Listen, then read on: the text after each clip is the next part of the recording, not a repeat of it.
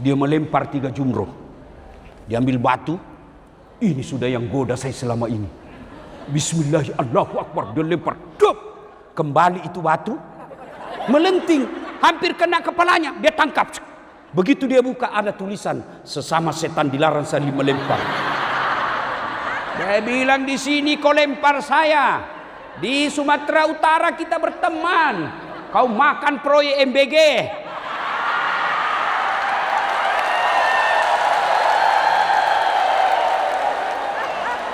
Sudah. Fakhalaidan. Bismillahirrahmanirrahim. Innallaha wa malaikatahu yusalluna 'alan nabi. Ya ayyuhalladzina amanu sallu alaihi wa sallimu taslima. Sesungguhnya Allah dan para malaikatnya bersalawat kepada Rasulullah Muhammad sallallahu alaihi wasallam.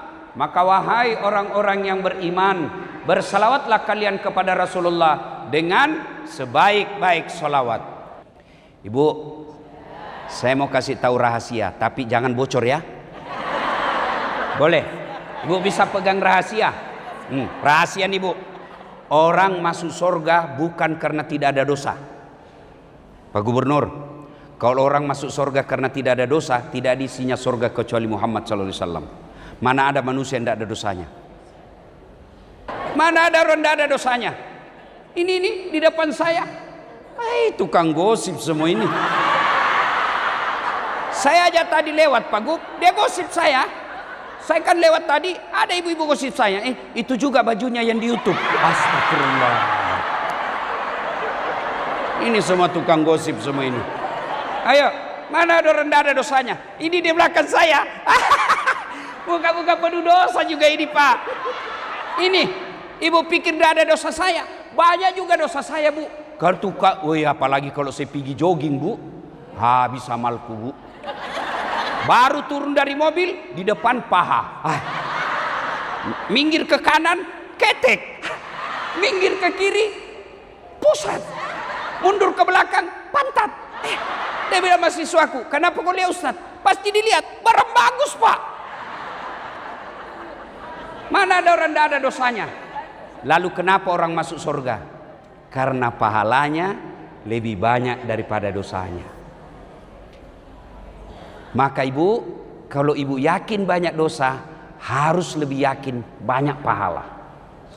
Kalau bapak tidak bisa memperbanyak pahala, jangan tambah dosa. Ya, maka saya mau ajak bersalawat. Bisa? Bisa? Kita tanding dulu. Mana lebih kencang emak-emak dengan bapak-bapak? Bisa? Oke, emak-emak dulu nih. Ras terkuat di bumi. Ya, ayo salawat bareng-bareng Bu. Yuk, yang dibawa juga emak-emaknya. Yuk, salatullah ala toha rasulillah. Salatullah salamullah ala yasin. Masya Allah. Nilainya 9,5. Ayo, ibu diam. Kita dengar ini bapak-bapak pejabat. Oh diam. Kapan lagi dikerja ini gubernur ya? Diam Bu. Ayo kita dengar Pak Gubernur ya. Ayo Pak Gub. Salatullah ala rasulillah. Salatullah salamullah ala yasin. Nilainya 9,9. Ayo bareng-bareng kita salawat bareng-bareng. Yuk semua, yuk. Yang dibawa juga, yuk. Salatullah salamullah ala toha rasulillah. Salatullah salamullah ala yasin. Ala yasin. Masya Allah. Terima kasih Bapak Ibu saudara-saudara sekalian teristimewa yang kita hormati, Bapak Gubernur Provinsi Sumatera Utara Bapak Haji Bobi Nasution, SEMM, beserta permaisuri beliau. Yang saya hormati Bapak Wakil Gubernur, Bapak Haji Surya. Beliau ini orang hebat, Pak. Meskipun beliau lebih senior dari Pak Gubernur, tapi beliau bisa mewakili gubernur. Ya Pak toh? Sementara gubernur tidak bisa mewakili beliau. Alhamdulillah. Masya Allah. Mana lagi yang mau dihormati? Yang kita hormati semua pejabat sipil TNI Polri yang insya Allah dimuliakan rahmati Allah Subhanahu Wa Taala, termasuk ibunda yang melahirkan Pak Gubernur. Kita doakan ibunda sehat walafiat. Jangan lupa juga kita doakan almarhumah Erwin Nasution. Bapak beliau mudah-mudahan diampuni dosa-dosanya, diterima amal ibadahnya, dilipat gandakan segala kebaikannya, dan dilapangkan alam kuburnya, dijadikan kuburnya menjadi taman-taman sorga. Bapak Ibu saudara-saudara sekalian yang saya hormati, kalau saya lihat ini rasa-rasanya ini acara resmi. Ibu-ibu BM tuh dia tunggu saya salah memang Pak. Coba ini ibu-ibu ini BKMT. Saya tidak tahu, saya penceramah Bu, masa saya tidak tahu. Yang saya hormati ibu-ibu muslimat NU, Ibu Patayat. Ibu tahu Patayat dengan muslimat NU? Kalau Patayat ibu-ibu yang lebih muda, kalau muslimat yang senior. Nah itu ya. Nah ibu-ibu yang saya muliakan, kalau saya lihat ini sepertinya acara resmi ulang tahun Sumatera Utara yang ke-78. Biasanya ada potong tumpeng, iya kan? Karena ini kita di masjid, bukan tumpeng yang kita potong, tapi semangat kita yang sombong. Ya, Bu, Ibu. Sekarang bulan apa? Saya kasih hadiah. Yang bisa jawab. Sekarang dalam Islam, kalender Islam bulan apa, Ibu? Nah, bulan apa, Bu? 100.000. Bu, ingat, itu uang ustadz. Beda uang Kapolres. Ibu, setelah bulan Zulqa'dah bulan apa? Bulan apa? Bulan apa, Ibu? Zulhijjah. Oke. Kalau bulan Zulhijjah biasanya ada kegiatan apa? Apa Ibu? Hari raya kurban. Betul. Sudah, hari raya kurban. Kalau kurban biasanya apa Ibu? Potong leher. Iya toh? Sekarang kita tidak potong leher, kita tidak potong tumpeng, tapi kita mau potong leher. Kurban. Ya, mari kita dengar sejarahnya kurban supaya ibu semangat untuk berkurban. Ketika Ibrahim alaihissalam beristrikan Siti Hajar, beliau kaya, punya ternak sampai dijelaskan 12.000 ekor. Ibu, lalu Ibrahim alaihissalam karena ingin menghilangkan kekagumannya terhadap binatang ternaknya, maka Ibrahim menyembelih 1.000 ekor domba, 300 sapi, dan 100 onta. Kalau diuangkan sekarang kurang lebih 7 miliar. Seluruh makhluk memuji, termasuk malaikat. Oh, hebat kau Ibrahim. Andai saja ada anakku juga kupotong. Kenapa? Waktu itu belum punya anak. Begitulah anggota DPR. Bukan yang ada di sini. Bapak orang baik. Bapak orang baik. Kita doakan Bapak terpilih lagi. Nah, yang banyak kan anggota DPR, Bang, pilih saya Bang, sama-sama kita orang Nasution. Kalau ada masalahmu, ini kartu nama saya, pilih saya. Ada masalahmu, telepon saya 24 jam, ini nomor kartu saya. Begitu terpilih, dia ganti nomor HP-nya Pak. Ada begitu-begitu? Ada. Kau salah, kenapa kau pilih? Kau pilih hanya karena 300.000. Maka Ibrahim kelepasan ngomong. Apa kata Ibrahim? Jangankan binatang, anakku saya korbankan kalau ada. Berlalulah kisah itu. Ibrahim kemudian dituntut sama istrinya, namanya Siti Sarah. Bang, abang kan nabi, tolonglah, abang ini perlu penerus. Siapa yang lanjutkan dakwah kalau abang tidak punya anak? Nikahlah bang. Masya Allah.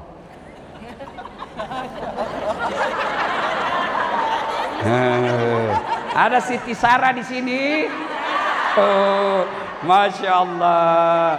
Jadi ibu-ibu yang sampai sekarang belum punya anak, coba ilmunya Siti Sarah. Apa kata Siti Sarah? Nikahlah bang. Dengar jawaban. Ini bapak-bapak ini, Pak Kepala Dinas, Kepala Biro. Dengar ini. Apa jawaban Ibrahim alaihissalam? Enggak bang. Enggak. Kalau ini takdirku, ini saja. Disuruh nikah sama istrinya, Pak enggak mau. Coba kalau saya Pak langsung lompat. Tapi Ibrahim katakan enggak, saya tidak mau. Kalau ini takdirku, ya sudah begini. Didesak terus, nikah bang supaya kau punya anak. Akhirnya Ibrahim alaihissalam mengalah. Baiklah kalau begitu.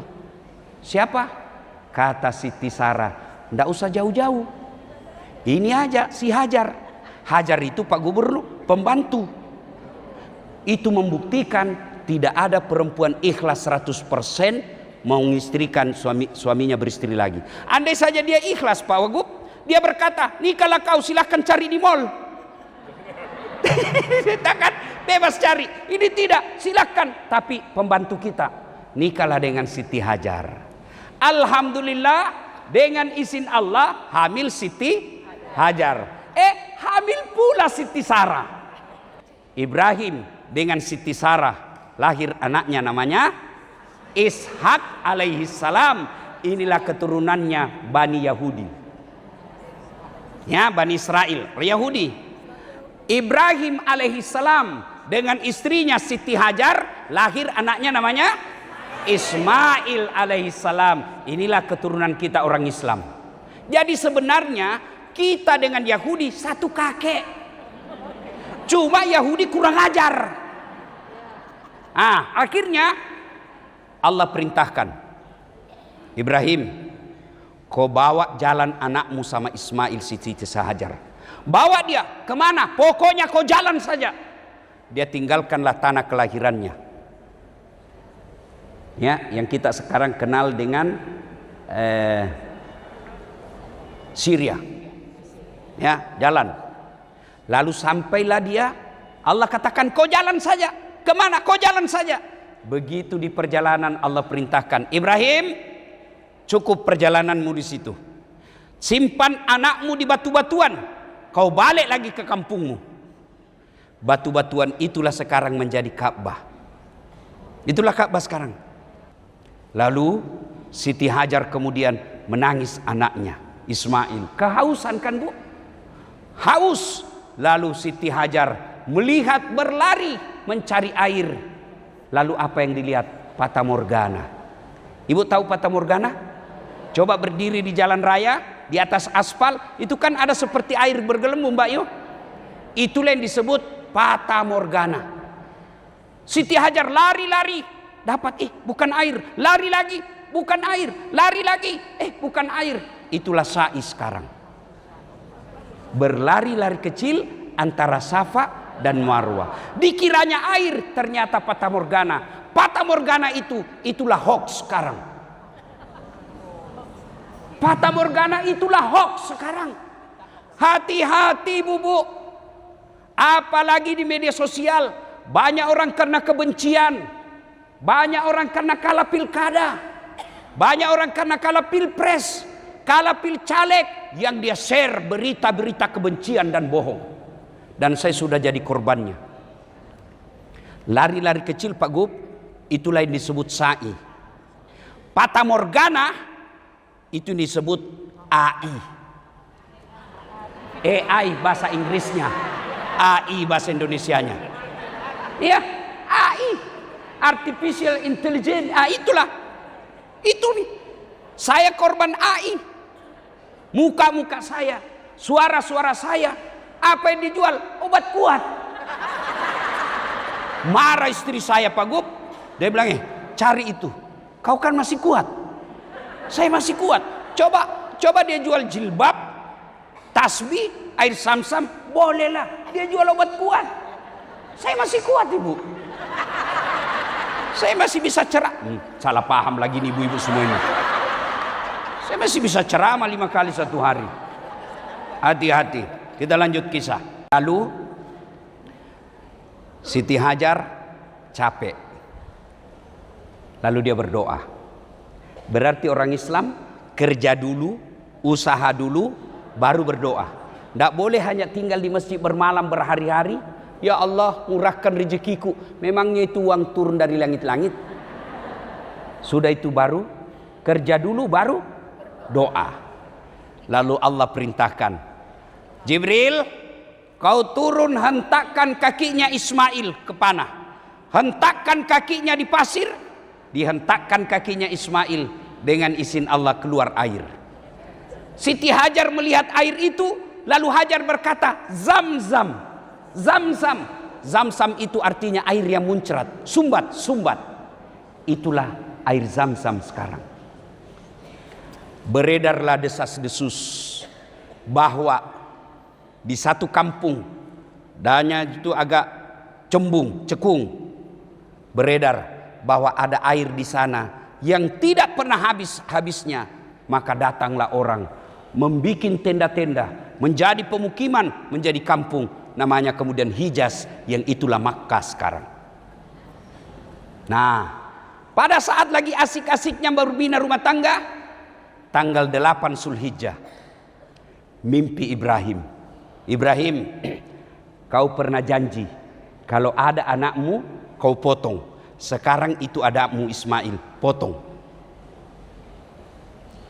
Tanggal 8 Zulhijjah, bangun Ibrahim. Ini mimpi atau wahyu? Kalau wahyu, kenapa anak disuruh potong?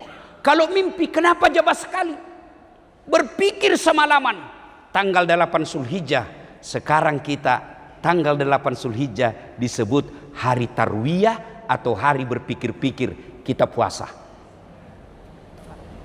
9 Zulhijjah, mimpi lagi Ibrahim, potong anakmu, kau sudah berjanji sama saya, itu ada anakmu, tunaikan janjimu. Ibrahim bangun, Pak Gub. Maka pada 9 Zulhijjah, Ibrahim yakin ini wahyu, yakin sepenuh hati ini wahyu. Maka kita sekarang tanggal 9 Zulhijjah disebut hari Arafah atau hari penuh keyakinan, sunnah puasa. Tanggal 9, 10 Zulhijjah, dia panggil istrinya, Hajar, jar. Siti Hajar, apa bang? Kau mandi itu anakmu, kasih pakai baju baik-baik, sisir yang rapi, gunakan baju baru, kasih parfum. Untuk apa bang? Saya mau bawa jalan-jalan. Oke. Lalu anaknya pun dipanggil, Ismail. Mail. Ismail, Pak. Sini Mail. Apa papi? Yes, Daddy. Ya kan? Kenapa, Pak? Saya diperintah Allah untuk menyembelih kamu. Menurutmu bagaimana? Bapak-bapak yang ada di belakang saya ini. Kira-kira kalau bapak bilang begitu ke anak, nak, saya disuruh potong kau. Menurutmu bagaimana, Pak? Anak genset sekarang, Pak, pasti dia jawab, kenapa saya masih muda? Itu aja kakekku yang sudah mau mati. Itu anak pintar, tapi tidak soleh. Maka yang diminta Ibrahim alaihissalam, anak soleh. Doanya, Allahumma rabbi habli minas solihin. Ya Allah, berikan hamba anak yang soleh. Sayangnya kita selalu minta anak yang cerdas. Cerdas belum tentu soleh. Soleh sudah pasti cerdas. Sudah. Dengar jawaban Ismail. Pak, kalau ini perintah Allah, jangan cemas. Laksanakan, Pak. Insya Allah bapak dapati saya anak yang sabar. Seandainya saya polisi, saya tersinggung, Pak. Itu peredaran narkoba kan tergantung. Biar Pak Gubernur bertekad berantas narkoba, biar wali kota bupati berantas narkoba, tapi yang berhak nangkap polisi. Kita doakan polisi yang ada di Sumatera Utara dikuatkan imannya, tangkap itu. Bapak-bapak yang ada di luar ini yang polisi, kalau bapak menegakkan narkoba, jangan berpikir tangkap dia, tapi pikirkan menyelamatkan anakku. Belum aja anaknya bapak kena, kalau sudah kena anaknya bapak, bukan cuma polisi, kita semua. Nah, lain kali kita bahas itu. Orang Medan sama orang Sulawesi Selatan kan sama, besar suaranya, ya kan? Bukan suka marah-marah orang Medan besar suaranya, cuma dia terlalu jujur itu orang Medan. Dan orang Medan itu bedanya, sama-sama kita besar suara, cuma bedanya orang Medan takut sama istrinya. Makanya ada disebut polisi toba. Kalau kami orang Bugis, Bu, ndak ada takut sama bini, ndak ada. Ndak ada itu orang Bugis takut sama istrinya. Cuma istrinya lebih berani. Ya, maka Bu Ibu, lalu gagallah menggoda. Ibrahim sampailah ke tempat pemotongan. Kalau Bapak pergi umroh, biasanya kan itu dibawa jalan-jalan, ziarah. Setelah kita dari Mina, itu sebelah kiri ada istana raja. Sebelum istana raja ada tugu-tugu kayak pos. Di situ diyakini itulah pos-pos itu tempatnya Ismail dibaringkan. Dibaringkan. Kau lihat ini hambaku, dia mau potong anaknya demi ketaatannya kepada Allah, Tuhannya saya. Lalu melihat itu malaikat, lalu berkata, Allahu Akbar, Allahu Akbar, Allahu Akbar, la ilaha. Itu bahasanya Ibrahim. Malaikat, Allahu Akbar, Allahu Akbar, Allahu Akbar. Ibrahim kemudian melanjutkannya, la ilaha illallah, huwallahu akbar. Lalu Ismail menyempurnakannya dengan kalimat Allahu Akbar walillahilham. Itulah takbiran kalau Ramadan, kalau Lebaran. Allahu Akbar, Allahu Akbar, Allahu Akbar. Malaikat, la ilaha illallah, wallahu akbar. Ibrahim, Allahu Akbar walillahilham. Ismail. Nah, ibu bapak saudara-saudara sekalian, itulah sejarah penyembelihan. Lalu Allah perintahkan, Jibril, kau turun, ganti lehernya Ismail menjadi leher domba. Domba itulah yang dipotong. Untungnya ibu, untungnya diganti domba. Andai saja tidak diganti, habis kita, Bu. Yang bagi banyak anaknya masih enak. Potong anakmu, mana yang paling nakal? Iya. Kalau cuma satu disuruh potong, dia melempar 3 jumroh. Diambil batu. Ini sudah yang goda saya selama ini. Bismillah, Allahu Akbar. Dia lempar. Dup. Kembali itu batu. Melenting. Hampir kena kepalanya. Dia tangkap. Begitu dia buka, ada tulisan, sesama setan dilarang saling melempar. Dia bilang, di sini kau lempar saya. Di Sumatera Utara kita berteman. Kau makan proyek MBG.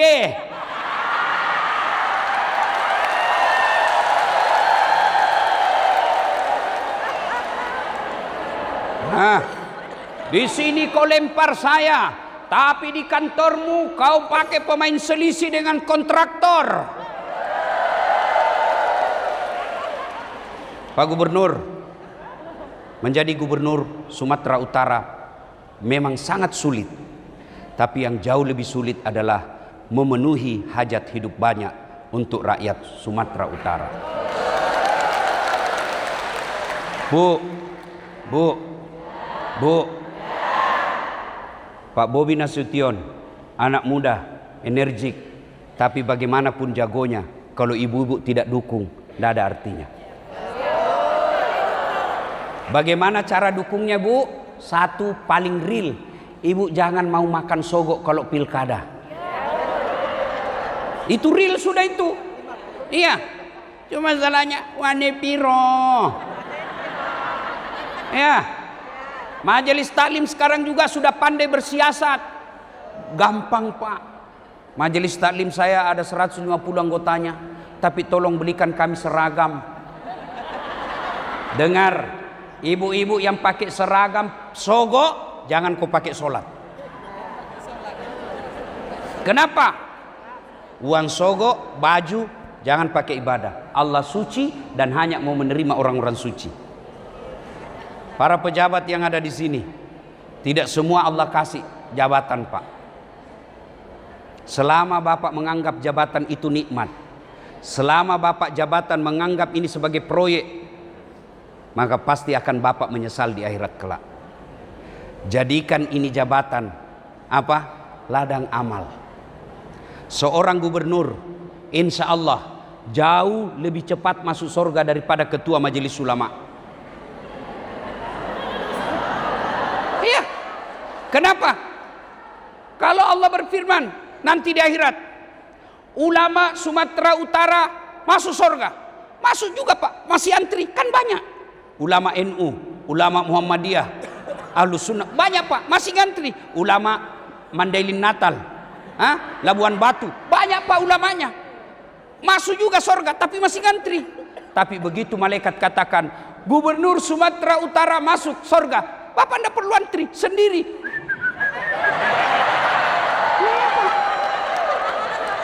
Iya toh. Maka keliru Bapak kalau tidak menggunakan jabatannya untuk amar ma'ruf nahi mungkar. Contoh lagi, saya gubernur, Pak Bobi pergi sholat berjamaah. Assalamualaikum warahmatullahi.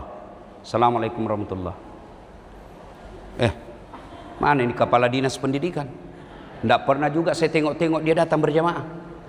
Ajudan telepon Pak Kadis. Pak Kadis, dicari sama Pak Gubernur, Pak.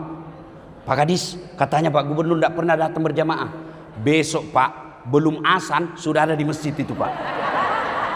Itulah hebatnya, Pak, jabatan. Saya ceramah, saudara-saudara sekalian mari berjamaah, tidak ada yang datang. Tapi begitu gubernur berjamaah, datang semua, Pak. Coba, saya ceramah, saudara-saudara sekalian jangan narkoba. Saudara-saudara sekalian, narkoba merusak masa depanmu. Oh, malah marah anak muda yang narkoba, dia kempeskan ban mobil saya. Iya toh? Tapi begitu Kapolres, rahasia, tangkap, selesai dalam satu malam. Tapi juga kadangkala saya heran, barang bukti narkoba kok bisa hilang di kantor polisi.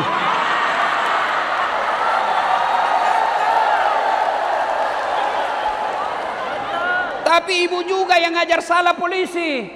Begitu anakmu ditangkap, tolonglah Pak, matilah saya ini Pak.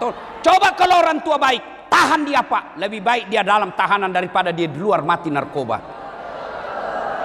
Ini dia jual sawahnya, dia jual sawitnya supaya anaknya keluar pasti narkoba lagi. Maka tidak mungkin polisi bisa memberantas narkoba kalau ibu juga tidak mau kerjasama. Begitu ibu tahu ada rumah tanda-tanda narkoba, lapor ke polisi. Polisi juga setelah tiba laporan, grebek. Inilah yang disebut Pak melempar 3 jumroh. Cuma Bapak ketika mau melempar, datang godaan setan. Godaan setan dari mana? Istri dulu tuh, Pak. Begitu mau kurban, apa kata istri kita? So alim kau, sholatmu aja dulu kau beresin. Setan. Begitu Bapak mau berbuat baik, kata istri di rumah, apa kek bisa kau ambak di situ? Masa itu anggotamu baru 2 tahun kepala dinas, emasnya istrinya sudah kayak pelek sepeda. Kamu sudah wakil gubernur hampir 3 tahun, ini cincin saya masih cincin yang itu-itu saja. Maka itulah pesan moralnya tadi, digoda oleh 3 penjuru. Bu ibu, ibu mau terhindar anaknya dari narkoba? Mau? 1, masukkan pesantren. Ya. 2 ibu, Bu, 2. Halo Ibu. Bu. 1 tadi apa? Masukkan pesantren. 2, jangan biasakan kasih makan uang haram. 3, doakan. Doanya pendek. Rabbi habli minas solihin. Ya Allah, berikan hamba anak yang soleh. Saya mau tanya ibu-ibu, ini anak soleh penting bu.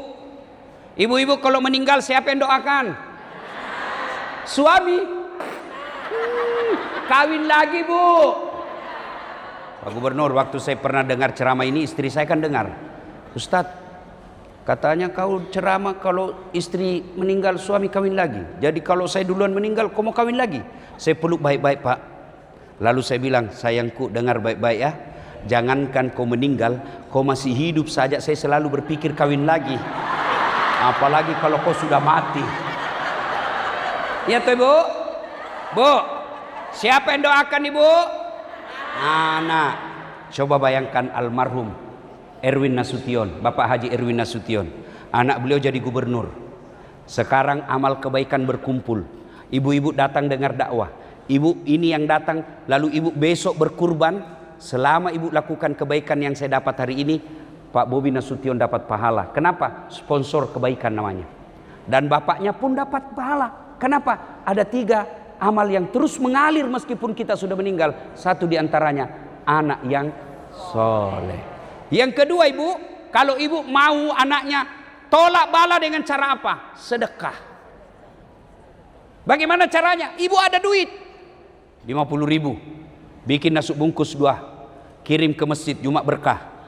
2 bungkus, tulis Imam Khatib, yang makan Pak Imam. Jadi darah daging. Selama darah dagingnya Pak Imam dipakai mimpin sholat, ibu punya nasi bungkus dapat pahala. Begitu juga kalau yang ceramah makan, maka selama penceramah itu pergi ceramah, ibu juga dapat pahala. Maka sering-seringlah undang saya makan. Tapi biasanya orang Islam itu kalau artis, waduh, sangat dihormati.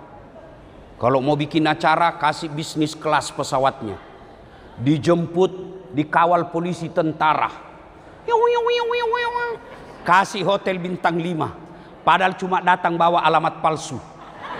Cing cing cing cing cing cing. Ya kan? Nah, sekalinya penghafal Quran diundang, ndak dijemput bu, dikirimi Grab. Grabnya pun motor tua. Ndak ada ndak ada stang kakinya 1. Tak gantung kakinya Pak Ustaz. Setengah mati. Hujan, 1 mantel kita berdua. Sudah sampai dek, sedikit lagi Ustaz. Sedikit lagi.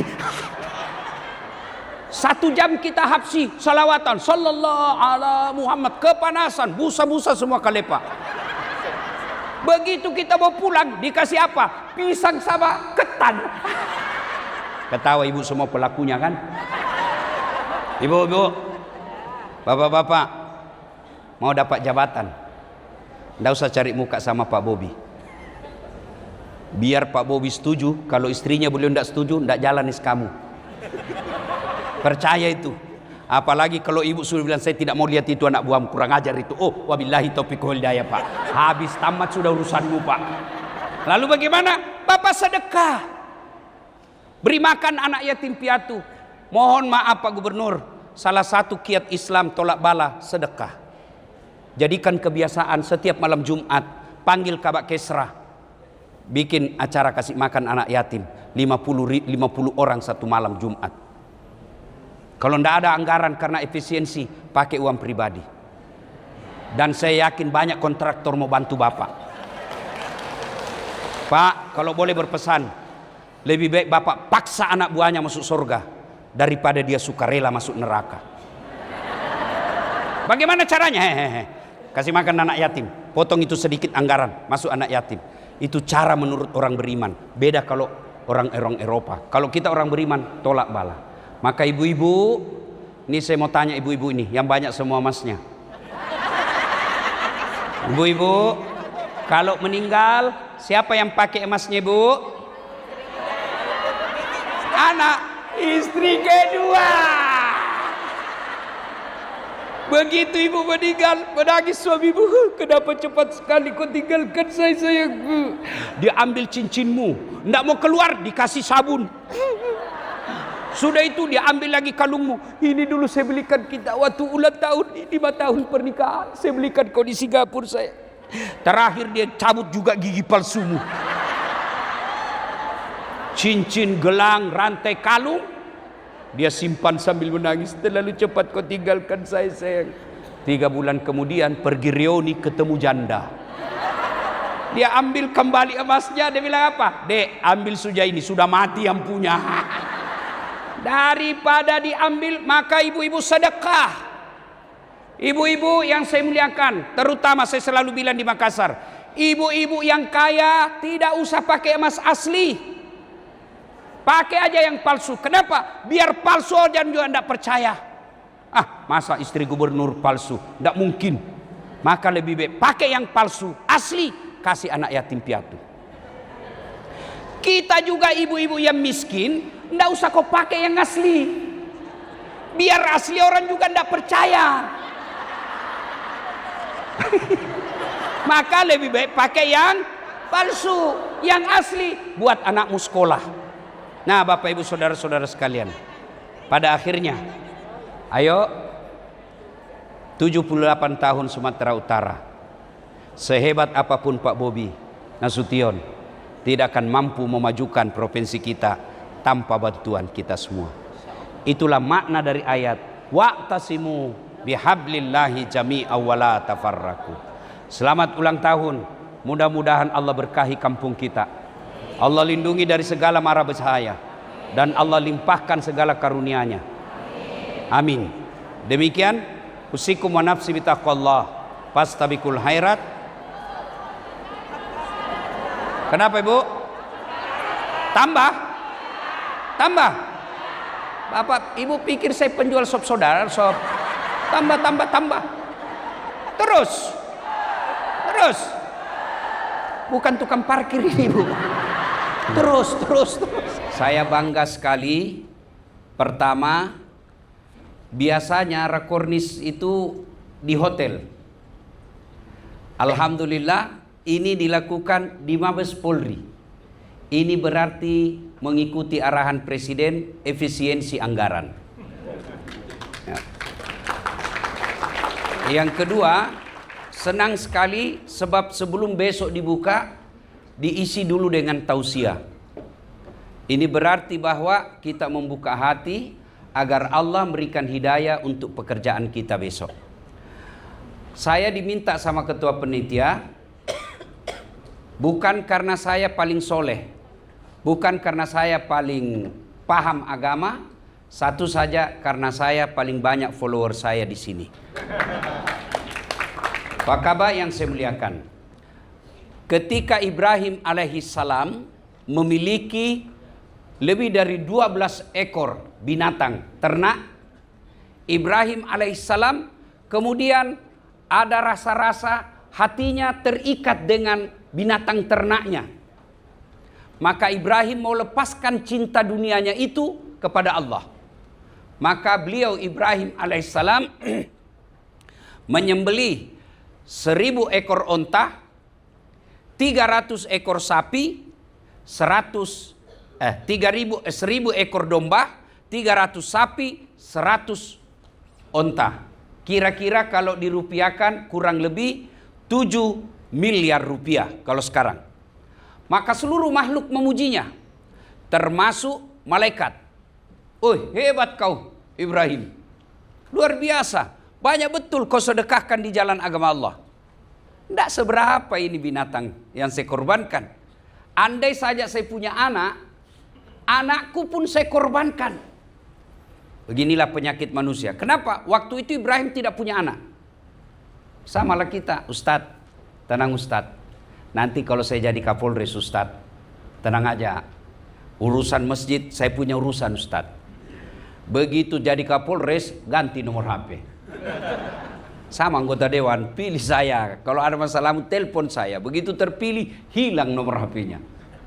Nah, Ibrahim alaihissalam berkata, ini tidak seberapa, ini hanya binatang. Saya andai ada anakku, anakku pun saya korbankan. Berlalulah waktu. Ibrahim alaihissalam, istrinya namanya Siti Sarah. Bertahun-tahun tidak punya anak. Maka Siti Sarah mengajukan permohonan kepada suaminya. Bang, nikahlah kau bang. Awang kan Nabi, perlu ada penerus dakwah. Bayangkan Pak, bagaimana Pak Dir? Kalau istri minta bapak kawin lagi. Oh langsung merdeka Pak. Ini apa kata Ibrahim alaihissalam? Enggak saya enggak mau. Kalau ini takdir saya begini aja. Bayangkan, Ibrahim alaihissalam diminta nikah lagi, dia tidak mau Pak. Sebaliknya kita dilarang nikah sembunyi-sembunyi Pak.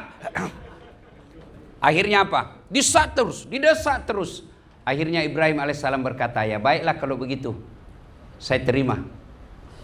Alhamdulillah dengan izin Allah, setelah menikah dengan Siti Hajar, hamil Siti Hajar, hamil pula Siti Sarah. Maka bapak-bapak, kalau ada sampai sekarang belum punya keturunan, boleh kasih dengar cerita ini kepada istri. Bu, boleh kau coba-cobalah ilmunya Siti Hajar. Setelah menikah dengan Siti Hajar dan Siti Sarah, alhamdulillah Ibrahim alaihissalam lahirlah anaknya dengan Siti Hajar, namanya Ismail alaihissalam. Inilah keturunan orang Islam. Ibrahim alaihissalam dengan istrinya Siti Sarah, lahirlah anaknya namanya Ishak alaihissalam. Inilah keturunan orang Yahudi. Sebenarnya kita dengan Yahudi satu kakek, cuma Yahudi kurang ajar. Lalu Allah subhanahu wa ta'ala perintahkan Ibrahim alaihissalam, Ibrahim, pergi kau tinggalkan kampungmu yang sekarang namanya Syria. Tinggalkan itu kampungmu, kamu pergi berjalan. Kemana? Pokoknya kau jalan saja. Bawa anakmu Siti Hajar, Ismail dan Siti Hajar istrimu. Pergilah berjalan. Dalam perjalanan, kata Allah, tunggu perintahku sampai di mana. Lalu Allah perintahkan Ibrahim, silakan kau berhenti di jalan itu yang ada tumpukan batu, kau tinggalkan di situ. Itulah tumpukan batu sekarang Bu, namanya Ka'bah. Tinggalkan, silakan. Kamu pergi. Pergilah Ibrahim alaihissalam. Ditinggal. Pada saat ditinggal, Ismail alaihissalam kehausan, menangis dan tidak mau berhenti. Siti Hajar sebagai ibu bangkit kegiatannya, bangkit semangatnya menyelamatkan anaknya. Lalu dia cari air. Dia berlari-lari cari air. Dia lihatnya ada seperti air di padang pasir yang kita kenal sekarang namanya Fata Morgana. Bapak kalau lihat berdiri di aspal jalan raya kan seperti kalau kita bawa kereta, bawa mobil Pak, seperti di depan panas sekali, kan biasanya seperti ada air. Itu Fata Morgana. Larilah Siti Hajar, dia pikirnya air, sampai tidak ada. Lari lagi, tidak ada. Lari lagi, tidak ada. Lari-lari kecilnya lah itu Siti Hajar sekarang menjadi sa'i. Berlari-lari kecil antara Safa dan Marwah. Ternyata tidak ada Fata Morgana. Fata Morgana itu sejarah ini ada sekarang. Apa itu Fata Morgana sekarang? Hoax. Kan dikira air, tahu-tahunya bukan. Hoax itu. Lari-lari kecilnya Siti Hajar namanya sa'i. Hoax kita sekarang namanya AI. Artificial Intelligence. AI. Orang bule bilang AI, kalau kita bacanya AI. Iya kan? Kalau Siti Hajar sa'i, kalau kita AI. Dan saya pernah beberapa kali jadi korban. Muka-muka saya, suara-suara saya, apa dijual? Obat kuat. Marah istri saya. Nah, saya masih kuat, ceramah 5 kali bisa 1 hari Pak. Bukan obat kuat itu Pak ya. Nah akhirnya lari-lari kecil tidak dapat. Lalu Allah perintahkan kepada Jibril. Jibril, kau turun hentakkan kakinya Ismail. Hentakkan kakinya Ismail di pasir. Dihentakkan dengan izin Allah keluar air. Ketika keluar air, Siti Hajar kemudian berteriak, Zamzam, Zamzam. Itulah air Zamzam sekarang.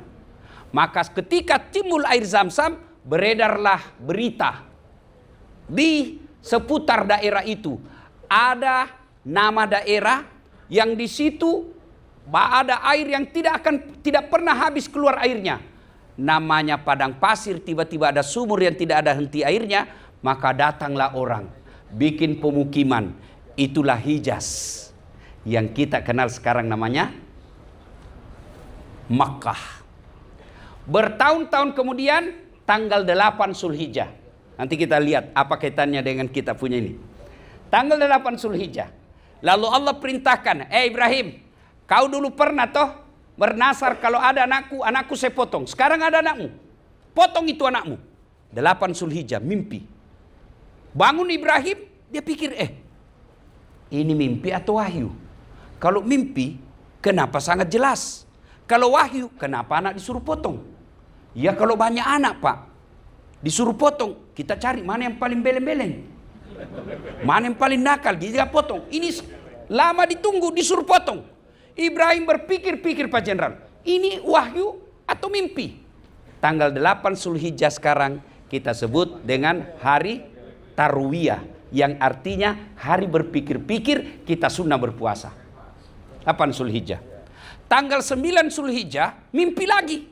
Ibrahim, potong itu anakmu, kau janji saya, sekarang laksanakan janjimu. Ibrahim bangun lagi, lalu berpikir, ini bukan mimpi. Kalau mimpi kenapa terang dan 2 malam? Ini pasti wahyu. Ibrahim tanggal 9 Zulhijjah yakin, maka kita sekarang tanggal 9 Zulhijjah disebut hari Arafah atau hari penuh keyakinan. Kita sunnah puasa. Tanggal 10 Zulhijjah, dia datangi istrinya. Bu, sampaikan kepada anakmu mandi baik-baik, kasih baju baru, sisir rapi-rapi. Untuk apa Pak? Saya mau bawa jalan-jalan. Oke? Sudah. Lalu Ibrahim alaihissalam ajak ngomong anaknya. Nak, saya diperintah Allah untuk menyembelih kamu. Menurutmu bagaimana?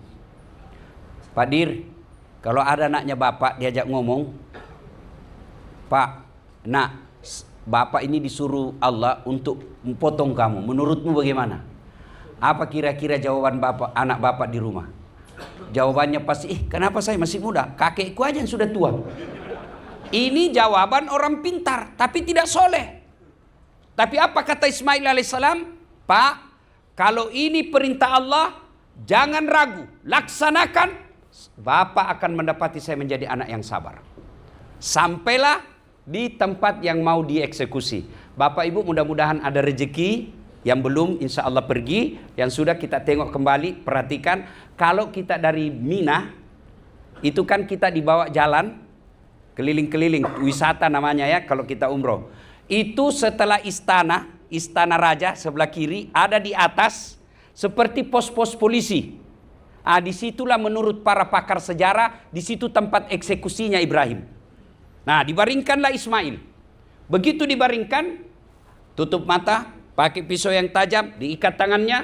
Lalu Ibrahim alaihissalam, dia letakkan pipi anaknya di batu. Allah sampaikan kepada seluruh malaikat, wahai malaikat, kau lihat ini hambaku, anaknya yang berpuluh-puluh tahun dihendaki, dirindukan anaknya, diperintah untuk sembelih, dia mau lakukan demi penghormatan dan cinta ketaatannya kepada Allah. Lalu malaikat memuji Allah, membesarkan Allah. Allahu Akbar, Allahu Akbar, Allahu Akbar. Mendengar ini, Ibrahim alaihissalam melanjutkannya dengan kalimat La ilaha illallah, huwallahu akbar. Ismail menyempurnakannya dengan menjawabnya Allahu Akbar walillahil hamd. Itulah kalimat takbiran ketika kita Idul Adha, Idul Fitri. Allahu Akbar, Allahu Akbar, Allahu Akbar. Ibrahim alaihissalam, malaikat, la ilaha illallah wallahu akbar. Ibrahim alaihissalam, Allahu Akbar walillahil hamd. Ismail. Itulah kalimat yang diperintahkan. Maka bapak-bapak kalau pergi nanti lebaran Idul Adha, itu usahakan takbiran. Allahu Akbar, Allahu Akbar. Itu perintah. Tapi kita kalau pergi arena bukan takbiran Pak, update status. OTW Idul Kurban. Nah, itu ya sudah, lanjut nanti kita rangkaikan. Setelah itu sembelih, lalu Allah perintahkan, wahai Jibril, kau turun ke dunia, ganti lehernya Ismail dengan kibas. Alhamdulillah, diganti lehernya Ismail menjadi leher kurban, kibas, sehingga kita bisa kurban hanya onta, sapi, atau domba. Nah, Bapak Ibu saudara-saudara sekalian, apa hubungannya? Satu, Bapak pasti hafal ayat ini. Ini langganan kita sholat. Ada yang tahu Pak? Surah yang paling pendek dalam Quran, dan ini ayat paling sering kita baca ketika sholat. Apa Pak? Inna a'tainakal kautsar fasalli li rabbika wanhar inna dzaniyaka huwal abtar. Kata Allah, Das'at, Pak Dir, Pak Kombes, Pak Jenderal, begitu banyak nikmat yang saya berikan kepadamu. Pak, biasanya kalau kita cerita nikmat, yang selalu kita bayangkan itu kebun sawit. Yang kita bayangkan itu komisaris tambang. Nikmat itu Pak, satu, nikmat fi ahsani takwim, kata Allah. Saya ciptakan kau ini badanmu yang sempurna. Mau bukti Pak? Pak Dir semua, Pak Kombes. Saya yakin Bapak bisa jadi kombes sekarang karena Bapak punya mata dan telinga normal. Coba kalau telinganya Bapak tidak bisa membedakan mana bunyi kencing, mana bunyi kentut, mana bunyi pintu. Tidak mungkin Bapak lulus di Akpol. Tidak mungkin. Dan hebatnya lagi Pak, ini telinga, dia bisa bedakan mana suara istri, mana suara mantan. Dia bisa dibedakan. Tuh. Ini nikmat mata. Bapak alhamdulillah bisa jadi direktur di Polda masing-masing karena mata Bapak normal. Bayangkan kalau Bapak tidak bisa bedakan mana istri, mana sekretaris. Ini nikmat mata. Bapak bisa, coba saya tanya lagi Bapak Ibu, kenapa saya bisa ceramah Bapak nampak enak di sini? Salah satu sebabnya karena kaki saya sama panjang Pak. Bayangkan mana enak di Bapak lihat saya ceramah kalau sudah tidak sama panjang kaki saya. Hah, ya kan? Tidak enak kan dilihat Pak. Alhamdulillah. Kenapa Bapak bisa jalan sampai di sini enak? Karena Bapak punya kaki mau gantian melangkah. Coba kalau tidak Allah tidak ganti. Jalannya Pak kan repot. Atau dia mau melangkah bareng-bareng, jadi pocong Bapak Pak. Itu semua nikmat dari Allah. Bapak tadi makan kan, Bapak bisa bedakan itu gigi kita, dia bisa bedakan mana kerupuk melempem, mana yang baru. Iya kan? Mata tidak bisa bedakan itu. Tapi begitu digigit, ini kerupuk lama ini. Dan itu Allah kasih nikmat. Dan Bapak jadi direktur di Polda karena Bapak punya gigi rata. Coba kalau ada satu tidak mau nurut Pak, panjang seperti rambut, gondrong semua sudah mulut kita. Dan saya yakin Pak Kaban tidak bakal jadi bintang 3 kalau sudah gondrong mulutnya. Tidak mungkin Pak. Itu semua nikmat dari Allah. Coba, ini mata saya Pak sudah blur satu, sudah dioperasi Pak. Kata dokter, sehebat apapun operasimu Pak Ustadz, tidak akan pernah menggantikan mata yang seperti Allah berikan. Itu nikmat dari Allah. Semua nikmat. Apalagi nikmat Pak, ada orang habis duitnya ratusan juta hanya untuk bisa kentut. Itu semua nikmat. Bayangkan Pak kalau tidak bisa kentut Pak, kembung. Orang kalau masuk angin kan disuruh meniup, tidak keluar Pak. Masuk angin, kau tiup-tiup lah, tidak keluar. Itu semua nikmat dari Allah. Saya kasih contoh Pak, paling real, paling gampang. Bapak mau langsung diangkat jadi bintang 1. Tapi begitu selalu bintang 1, Bapak langsung stroke. Mau Pak? Ayo mau? Tidak mungkin. Berarti lebih hebat itu kesehatan daripada jenderal. Maka Allah selalu tanya dalam surah Rahman, Fabi ayyi ala'i rabbikuma tukatsiban. Maka Pak Dir supaya cepat jadi jenderal, rajin-rajin baca itu surah. Fabi ayyi ala'i rabbikuma tukatsiban. Nikmat mana lagi yang engkau dustakan? Pak Ketua Panitia, Pak Jenderal juga katakan, ingatkan Pak Ustadz ini para polisi. Ada itu namanya nikmat baju coklat. Nikmat sosial. Coba lihat itu nikmat baju coklat. Yang selalu saya bilang, Pak Kabak bisa pakai baju seperti saya. Bapak-bapak semua bapak bisa pakai baju saya. Pakai peci seperti saya. Malah orang senang kalau polisi pakai gamis Pak. Soleh ini polisi kita ini aman. Tapi bisa enggak saya pakai bajunya Pak Kabak? Bisa saya pakai bajunya. Langsung saya ditangkap Pak. Polisi gadungan. Itulah nikmat dari Allah. Coba Pak lihat. Kalau di jalan raya. Oh polisi Pak. Tidak ada yang berani lambung Pak. Itu semua nikmat dari Allah. Bapak pulang kampung. Dengan pangkat kombes. Oh satu kampung bangga Pak. Ih tahu wah. Kalau orang Makassar bilang, ih tahu wah. Sedikit lagi jenderal, ih tahu wah. Coba Pak. Itu nikmat dari Allah. Maka Allah katakan, inna a'tainakal kautsar. Lalu lanjutnya, fasalli li rabbika wanhar. Dua Allah minta. Tidak Allah minta tiga, tidak Allah minta empat. Dua, satu, solat. Saya yakin bapak-bapak semua solat. Tinggal pelaksanaan nilai-nilai solat. Apa pelaksanaan nilai-nilai solat? Satu, jangan sombong. Apa maksudnya Ustaz? Ibu-ibu, bapak-bapak, apa anggota tubuh bapak paling tinggi? Paling apa Pak? Paling mulia apa? Kepala Pak. Bapak bercanda dengan saya pukul pantat masih ketawa. Dorong perut masih ketawa Pak. Tapi jangan coba-coba dorong kepalanya Pak Kabak. Coba dorong kepalanya Pak. Kenapa? Harga diri ada sama kepala. Tapi kehinaan, apa anggota tubuh kita paling hina? Kaki. Bapak kasih saya duit, Ustadz. Tapi pakai kaki. Ustadz, ini honormu. Oh, biar saya miskin bos. Jangan kau hina saya tikam kau. Iya. Kenapa? Anggota tubuh paling hina kaki. Tapi ketemu dengan Allah, anggota tubuhmu yang paling mulia, rendahkan seperti kakimu yang hina. Kenapa? Kau berhadapan dengan Allah yang maha besar.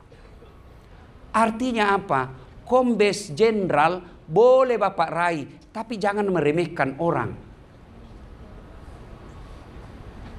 Ciri-ciri meremehkan itu Pak, suka cari-cari kesalahan. Saya ingat sekali Pak Kabak pernah ngomong sama saya.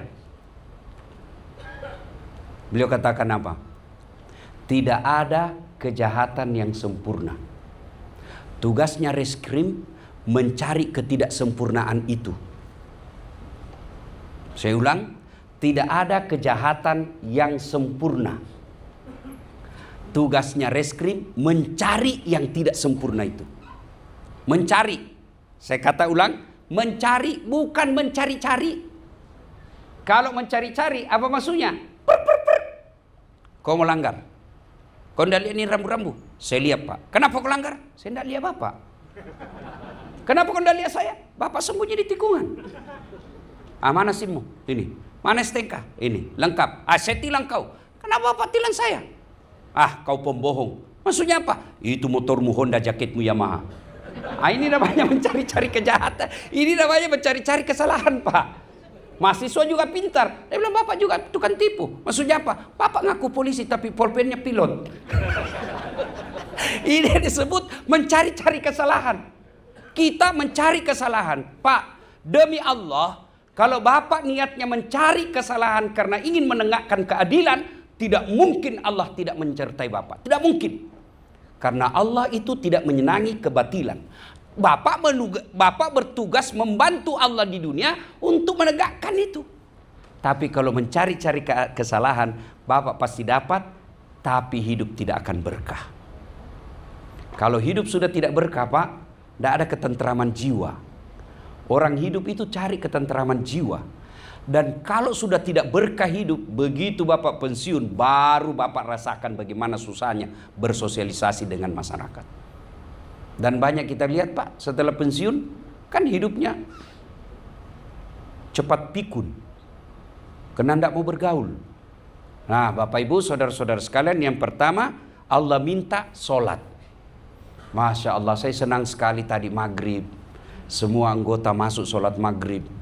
Kalau Bapak pelihara sholat, insya Allah tidak mungkin Allah sia-siakan Pak. Tapi kalau tidak sholat, Bapak bisa dapat apa yang Bapak mau. Tapi Allah tidak akan memberkahinya. Apa susahnya sholat? Bapak nanti kalau ada takdir jadi pemimpin, di ruang sholat itu, oh Masya Allah, saya pernah sering masuk ke ruangannya Pak Jenderal Yudi. Itu televisinya baca ayat suci Al-Quran. Meja ada Quran. Depannya lagi ada tasbih. Kalau orang masuk begini Pak, orang yang tadi niat jahat, soleh rupanya ini Pak Jenderal ini. Tapi kalau di dalamnya lagu disco baru masuk, kemudian gambar-gambar porno di meja, kata pengusaha, bisa diajak game ini Pak, ini gampang ini. Itu kan inna salat tanha anil fahsya wal munkar. Salat itu mencegah kita dari perbuatan keji dan mungkar. Kalau Bapak tidak salat, tidak mungkin bisa membedakan hak batil. Bisa dibedakan, tapi yang batil justru kita lebih senang. Itu. Yang kedua, cara bersyukurnya. Apa itu? Berkurban. Kurban ini, ada yang bilang saya tidak mampu. Jangan sampai sudah diretur, belum pernah kurban. Kurbanlah. Kalau Bapak, kurban saya yakin sudah semua di sini. Saya yakin semua sudah kurban. Tinggal memotong makna terpenting dari ibadah kurban itu bukan ini. Karena dalam Quran katakan tidak sampai darah daging kurbanmu, yang sampai adalah ikhlasmu. Kata Pak Ketua Pak Jenderal tadi, sampaikan kepada adik-adik, ikhlas dalam bekerja. Ikhlas dalam bekerja. Apakah ikhlas itu tidak dapat upah? Tidak. Ikhlas itu menegakkan hukum lillahi ta'ala. Bagi orang Islam selalu kita baca dalam solat, inna solati wa nusuki wa mahyaya wa mamati lillahi rabbil alamin. Itulah ikhlas. Lillahi rabbil alamin. Nah sekarang penyembelihan binatang, apa kaitannya? Sudah menyembelih binatang. Menurut para ulama, nilai penyembelihan binatang itu adalah menyembelih sifat-sifat binatang dalam diri kita.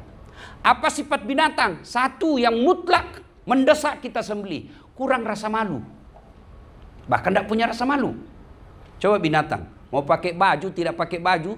Sapi Pak, Siti Sapia, beredar aja itu di jalan, tidak pakai baju. Tidak punya rasa malu. Bahkan kadangkala dia kawin di depan orang banyak. Itu binatang. Berarti kalau Bapak mau menyembelih sifat binatang, harus punya rasa malu. 6 sifat kata Nabi, sittatu asya'in tasidu, sittatu asya'in tukhbitul amal. 6 sifat yang menghancurkan amalmu. Satu di antaranya kata Nabi, qillatul haya, orang yang kurang rasa malunya. Malu dong kalau sudah direktur, malu dong sudah jenderal, anak-anak kita lihat kita tidak sholat. Itu namanya punya rasa malu.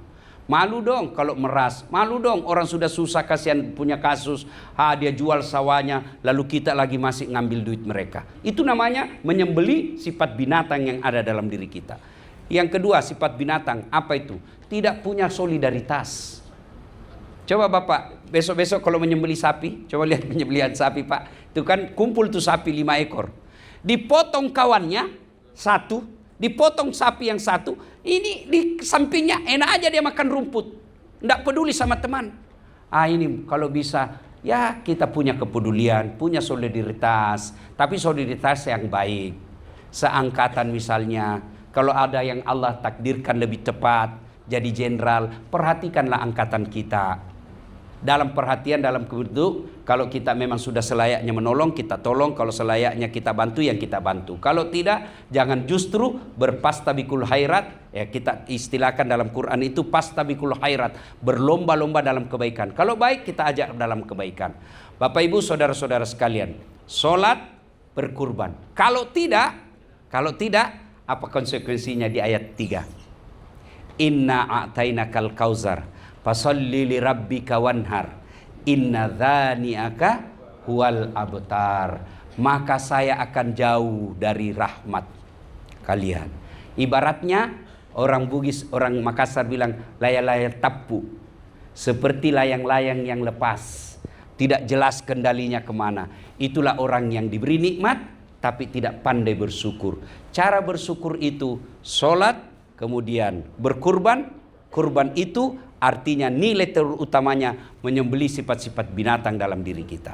Bapak Ibu saudara-saudara sekalian, terakhir, beberapa hari yang lalu saya ketemu dengan seorang kawan, sahabat dekat saya. Dia bercerita ke saya. Mudah-mudahan pelajaran buat kita ini. Ustadz, ada cerita ini. Seorang polisi mengejar pencuri.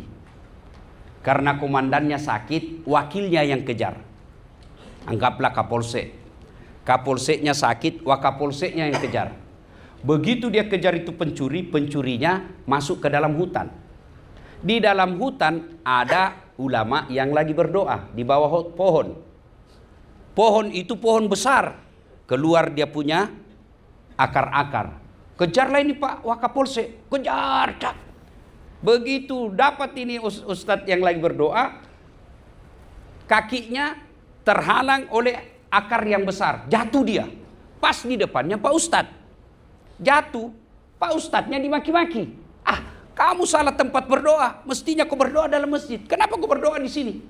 Dia bilang, maafkan saya Pak, situasi tidak memungkinkan saya ke masjid. Saya berdoa di sini karena doa dimanapun saya boleh. Banyak bicara kau. Saya doakanlah Pak, maafkan saya doakan Bapak. Cepat kejar, saya doakan Bapak tangkap itu pencuri. Oh benar Pak, dia tangkap itu pencuri. Setelah ditangkap pencuri balik. Ini doanya Pak Ustadz. Dia datang berterima kasih. Pak Ustadz terima kasih saya berhasil menangkap pencuri. Selang beberapa hari kemudian, kapolseknya meninggal. Karena dia wakil, dia ganti. Inilah jeleknya namanya dendang jabatan. Anak buah kita doakannya kita sakit, dia bisa ganti kita. Kan? Ganti, dia jadi kapolsek. Dia bilang, Bu, hari itu Ustadz yang doakan kita itu di hutan, saya mau undang syukuran. Mudah-mudahan dia doakan kita bisa lagi kita naik. Dia di atasnya Kapolsek.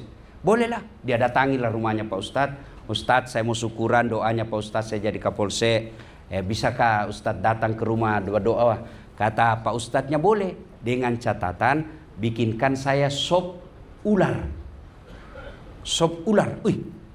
Iya Kak iya, saya boleh bikinkan saya sop ular. Pergi, dia telepon istrinya, kau bisa bikin sop ular? Tidak bisa. Kau bikin aja lah supaya datang Ustadz, dia doakan kita naik pangkat. Sudahlah, datang. Begitu datang, tidak dapat ular. Dia bilang, Pak Ustadz, tidak dapat ular. Saya cuma dapat airnya saja, kuahnya saja. Kau tidak dapat ular? Iya.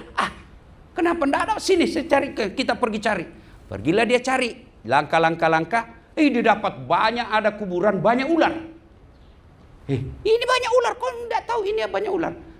Langsung dia bilang, astagfirullah, ini kuburannya komandan saya yang saya ganti. Dia bilang, kau tengok itu. Komandanmu masih di dunia, itu sudah ada ular di atas kuburannya. Artinya apa? Kalau dia tidak baik, ini kubur sudah ada banyak ular di dalamnya. Dan itu biasa, cerita ini saya dapat, kalau Bapak tidak percaya ini cuma dibikin-bikin. Itu komandan, anak buah tergantung komandan katanya. Kalau komandannya hobi tenis, semua anak buahnya main tenis. Saya lihat begitu Kapolda. Kalau Kapoldanya hobi naik motor, anak buahnya semua ikut naik motor. Kalau anak buahnya hobi jogging, lari lagi semua anak buahnya. Kalau komandannya juga suka meres, anak buah enggak tahu juga kalau yang ini. Mudah-mudahan Bapak semua jadi komandan yang baik. Saya lihat ada orang Pak, polisi yang baik dan tercapai apa yang diinginkan. Cerita ini saya dapat dari Bapak Irjen Pol Purnawirawan Bahrudin Jafar. Yang sekarang jadi jamaah tabligh, dakwah sekarang kemana-mana. Bisa juga jadi Kapolda 2 kali. Alhamdulillah. Adik-adik sekalian, maafkan saya kalau saya agak gaspol malam ini. Karena saya berharap Rakornis ini Bapak kembali ke daerah masing-masing bisa menjadi polisi yang presisi. Sebenarnya polisi itu insya Allah lebih gampang masuk surga daripada seorang ustadz. Kenapa? Kalau kami ustadz ceramah hanya di mulut Pak, susah dieksekusi. Coba kalau Kapolda, adik-adik semua nanti insya Allah jadi Kapolda. Begitu Kapolda pergi sholat, Assalamualaikum warahmatullah, Assalamualaikum warahmatullah. Mana ini Dirlantas tidak pernah saya lihat sholat. Ajudan langsung telepon itu Pak Dir dicari Bapak Kapolda. Besok Pak belum azan sudah ada itu Dirlantas di masjid. Itulah hebatnya jadi Kapolda Pak. Maka merugi Bapak kalau Bapak punya jabatan tidak digunakan untuk kebaikan. Rugi Pak. Dan percaya jabatan pasti hilang. Pasti hilang. Sekarang bapak-bapak punya sahabat, baru saja setingkat Dirkrimsus, sudah banyak temannya bapak. Gunakan pertemanan itu untuk ajak kepada kebaikan. Kalau bapak menjadi ada teman ngopi, Tiba waktu sholat duhur, ayo kita pergi sholat. Pasti mereka ikut semua. Itulah yang digunakan disebut gunakan jabatan untuk berpastabikul khairat, berlomba-lomba dalam kebaikan. Nah, pesan terakhir, tidak semua orang Allah berikan kuasa dan jabatan. Tidak semua. Tidak semua. Bapak seangkatan saja saya dengar tadi masih ada 92 kombes. Ya. Sementara ada 97 sudah jenderal. Tidak semua bilang pintar, belum tentu Allah kasih. Nah, yang Allah akan tanya nanti, apa kau gunakan nikmatku saya kasih kau jenderal itu untuk membela agamaku, untuk amar ma'ruf nahi mungkar. Selagi masih ada kesempatan, gunakan. Termasuk Rakornis sini, Bapak gunakan ilmu besok untuk memperbaiki Polri. Besok kita rapat, kalau kebaikan pasti Allah tolong. Tapi kalau itu ada niat jelek, bisa jadi jalan itu, tapi tidak ada kemuliaan di dalamnya. Dan ketika tidak ada kemuliaan di dalamnya, begitu pensiun, sia-sialah kita menjadi jenderal, sia-sialah kita punya jabatan, karena di akhirat tidak ada pahala yang kita bisa persembahkan di hadapan Allah. Bapak Ibu Saudara-saudara sekalian, inilah tausiah kita, mudah-mudahan ada manfaat. Selamat berakornis, mudah-mudahan berkah. Terima kasih Pak Jenderal atas undangannya. Saya senang sekali selalu diundang oleh Pak Jenderal. Sampai ke kampung beliau pun tadi dapat